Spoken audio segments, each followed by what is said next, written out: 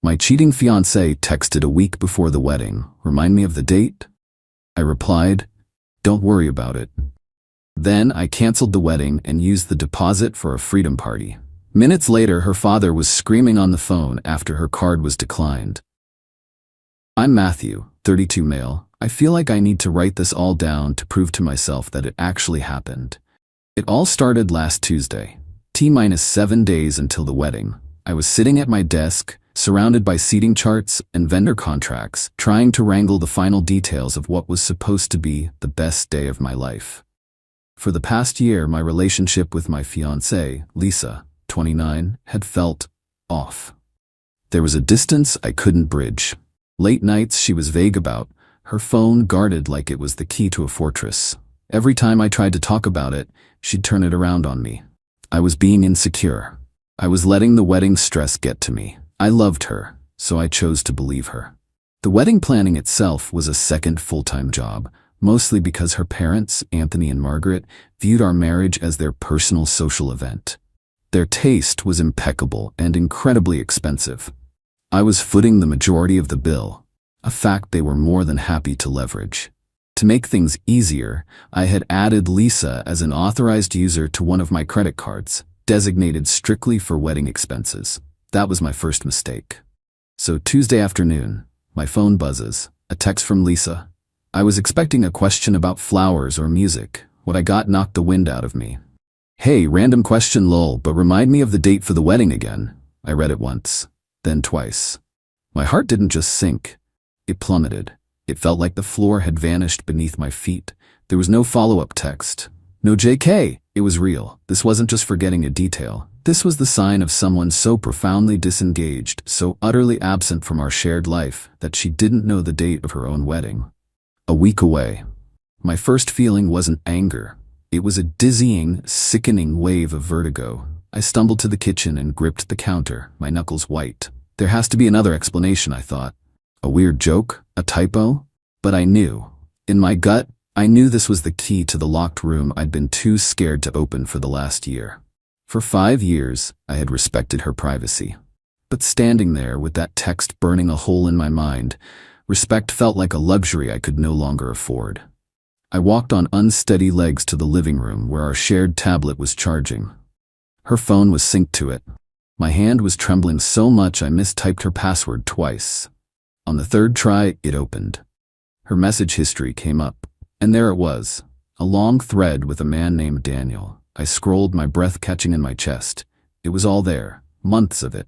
Plans for secret meetups, photos I'll never be able to unsee, talk of their future. One message from him sent the night before read, "You really going through with this wedding? Just leave him already." Her reply, sent less than an hour before she texted me, sealed it. I have to. It's too complicated to explain, but after, it'll be our time, I promise. The sickness I felt turned into something else. The chaotic, churning emotions inside me began to cool, to crystallize into a single, hard point of clarity. It was the kind of calm that comes after the storm has already destroyed everything. The damage was done. All that was left was to deal with the wreckage. My hands were steady now. My first action was to reply to her text. Don't worry about it. My second action was to call the venue. A beautiful, historic estate that cost a fortune. I spoke to the manager, Betty. My voice was hollow, but polite. I explained the wedding was canceled. She was professional, expressing sympathy before gently reminding me that the $20,000 deposit was, per the contract, strictly non-refundable. She did say, however, that I retained a venue credit for that amount, valid for 1 year, that could be used for any future event. At that moment, I couldn't imagine ever throwing a party again. I just said thank you, I'll keep that in mind, and ended the call. My third action was to call my credit card company. I told the representative that my card had been compromised and that an authorized user needed to be removed immediately. I gave her Lisa's name. She confirmed Lisa's card would be declined from that moment forward and that a new card with a new number was on its way to me. I then began the heartbreaking process of calling my parents, my sister, and my groomsmen to tell them the wedding was off. Before I could get through that list, my phone rang. The caller ID was Anthony. I took a deep breath and answered, "Hello?" "Matthew, What in God's name is going on? It wasn't a question. It was an accusation, fired through the phone at full volume. Margaret's card was just declined. Declined at the tailor's. She was paying for my final fitting. Are you trying to humiliate us? I held the phone an inch from my ear. Hello, Anthony, I said, my voice devoid of any emotion. There's no stunt. The wedding is canceled. That card was for wedding expenses. There is no wedding. The card is no longer active. There was a strangled, sputtering sound. What do you mean canceled? You can't just cancel. We have people flying in. The announcements have been made. Yes, I can, I said, the cold clarity holding me steady. It's done. I hung up before he could respond. The silence in my apartment was deafening. I walked to the window and looked out at the city lights, not really seeing them. The adrenaline was fading, leaving a vast, empty space behind. The storm was just beginning. Update 1. Thank you all for the comments and DMs. I've read every one. It's strange how messages from strangers on the internet can make you feel less alone, but they do. The 24 hours after my original post were a siege. My phone was bombarded with calls and texts from Lisa, her parents, her siblings, her aunts. I put it on Do Not Disturb and let them scream into the void. Lisa eventually came to my apartment and banged on the door for nearly an hour. I sat on my couch, listening. The cycle was predictable. Pleading, Matthew, baby, please talk to me. Confusion, I don't understand what's happening. Anger, you can't just do this. Open the door. And finally, manipulative sobs, you're breaking my heart. How can you be so cruel? Later, a long email from Margaret arrived. It was a masterclass in narcissistic rage disguised as maternal concern. It detailed the immense humiliation I was causing their family, the significant emotional distress I was putting Lisa through, and the colossal financial inconvenience of it all. The final paragraph read, I don't know what's gotten into you, Matthew, but this selfish tantrum has gone on long enough. You are a grown man. You need to fix what you broke, and you need to do it now. Our family's reputation is on the line. My selfish tantrum. That's when I knew they were launching a PR campaign. This was confirmed when my sister Sandra called. Lisa's bridesmaids were messaging her and other mutual friends. The story was that I'd had a sudden dramatic breakdown. I got cold feet and was acting erratically, leaving poor Lisa heartbroken and abandoned at the altar. They were painting me as unstable to save face. That night, my groomsmen and Sandra came over. They brought pizza and whiskey. We sat around my living room, and for the first time, I let it all out. They didn't just offer platitudes, they got angry for me. My best man Mark pointed at the phone, which was still lighting up intermittently. You can't just hide. These people are trying to rewrite history with you as the villain. You have to get ahead of it. Sandra added, and what about that venue credit? That's 20 grand of your money just sitting there. Don't let them have the satisfaction of you wasting it. We should throw a party, a freedom party, celebrate the day you saved yourself. The idea, which seemed insane to me hours before, suddenly felt right. It felt like taking back the narrative. The next morning, I called Betty at the venue. The original date was, as expected, impossible to book on short notice. But she had an opening 3 weeks from now. I booked it. Matthew Palooza was officially on the calendar. Fueled by a new resolve, I spent the rest of the day on a different kind of project. I wasn't just going to defend myself. I was going to get a full accounting of the wreckage. I spent hours combing through the last 6 months of my credit card statements. The wedding expense card. The charges were staggering. Thousands of dollars at high-end spas, boutiques, and restaurants that had nothing to do with any wedding. Then I found it. A charge from 3 weeks ago. A high-end furniture gallery. The amount was $9,000. I called the gallery, gave them my name and the transaction date. The clerk was very helpful. Ah, yes, Mr. My last name, she said. The dining set. It's a beautiful piece. Your mother-in-law, Margaret, said it was a surprise wedding gift for your new home. Delivery is scheduled for the week after the wedding.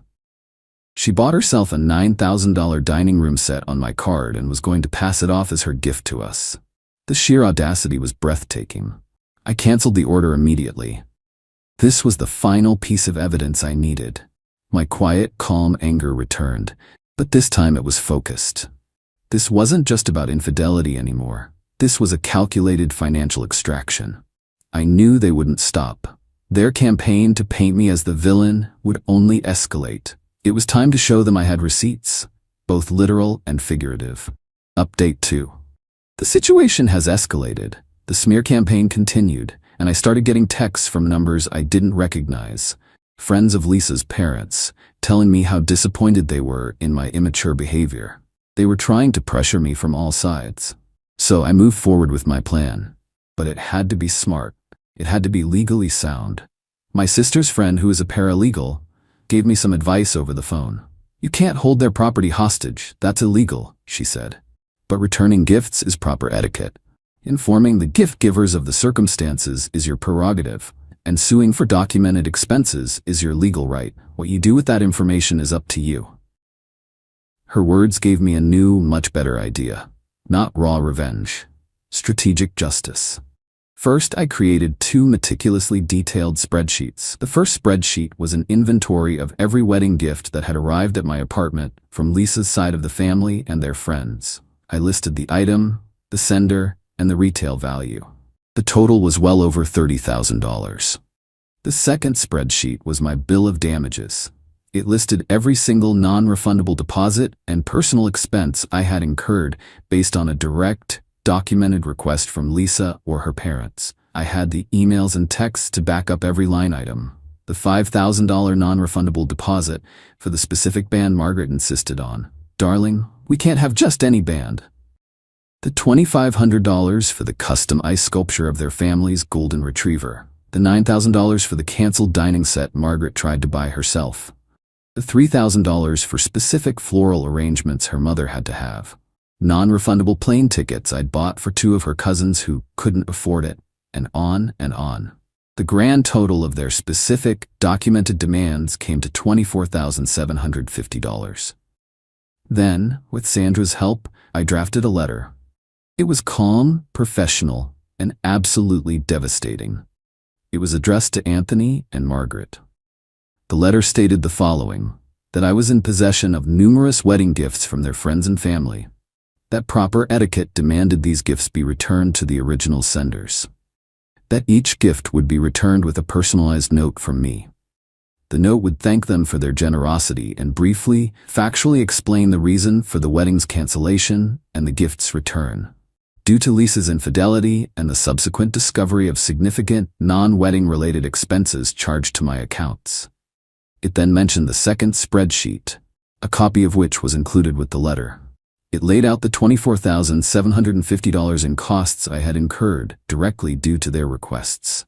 Finally, the offer: they had 10 business days to wire me the full $24,750 as reimbursement. If they did, I would agree to return the gifts to them in a single, discreet drop-off for them to handle as they saw fit, with no accompanying notes. My silence, essentially.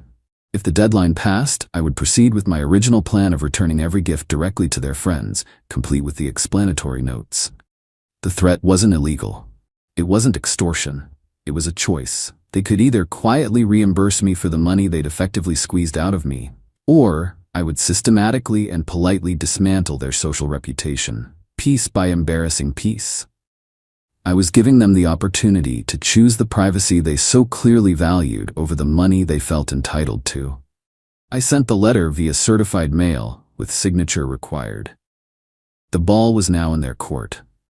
I didn't know if they'd call my bluff, but for people obsessed with appearances, I knew explaining this to their entire social circle was a nightmare scenario. I was betting that their pride was, for once, worth less to them than their reputation. Final update. It's been a while. The dust has settled, and I finally have the headspace to write this all down. The letter was delivered on a Monday. The signature confirmation email felt like a starting pistol. For 2 days there was absolute silence. Then, the attack came, but through a different channel. Margaret called my mother. She didn't scream. She was crying. She spun a tale of a confused young man, me, throwing away his future, of a heartbroken daughter, and of a terrible misunderstanding. She begged my mom to talk some sense into me, to get me to stop this cruel crusade. My mom, who I had already told everything, was magnificent. She listened patiently and then said, "Margaret, it sounds like Matthew has everything documented. I suggest you deal with him and his sister directly. Do not call this number again. The next move was a text from Lisa to me. It was the first one since I'd ignored her at my door. It was a novel. It rambled from, I know I messed up, but I love you, to, my parents are going crazy, you're destroying our family, to, Daniel meant nothing. The final line was a desperate plea. Please, just send the gifts back to me. We can figure out the money later. Don't do this to them. This was the crack in the facade I was waiting for. She was scared. Not for me, not for us, but of the social blast radius. I didn't reply.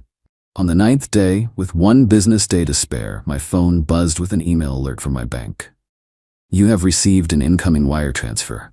Amount, $24,750. I stared at the screen for a long time. It wasn't a feeling of victory, not yet. It was a heavy, profound sense of finality. They had paid for my silence. They chose reputation over pride. I transferred the money to a new savings account I labeled Escape Fund. As promised, I did not send the letters. Sandra coordinated with Margaret for the exchange. They were to bring a U-Haul to a storage facility near my apartment. Sandra and my best man, Mark, oversaw it. I wasn't there. I couldn't be. Sandra told me it was colder and more pathetic than she could have imagined. Anthony and Margaret didn't speak a word. They moved like robots, loading boxes, their faces tight with fury and humiliation. Lisa sat in the cab of the U-Haul, staring straight ahead. She looked small. The Freedom Party, 3 weeks later, was everything I needed it to be. It wasn't a wild rager. It was a gathering in that same beautiful ballroom, but filled with warmth and genuine support. We used the credit. I gave a short toast, not about betrayal, but about gratitude for true friendship. It was the first day I felt genuinely light. I haven't heard from them since the exchange. Through mutual acquaintances, I've heard that Lisa and Daniel are living together, but it's far from the romantic escape she'd pictured. The truth, in hushed tones, got out. My surgical strike worked. I never had to detonate the bomb, but they knew it was real. Their family is still navigating the social fallout. As for me, the healing is a process. I'm in therapy, untangling the last 5 years. Some days are still heavy. But I took the Escape Fund and booked a 2-week trip to a place with mountains and no cell service. I needed to stand on solid rock for a while.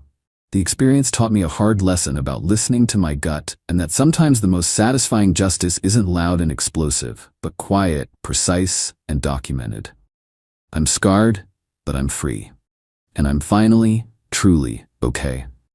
Thank you all for being a part of this bizarre chapter. It's time to close this account and start the next one.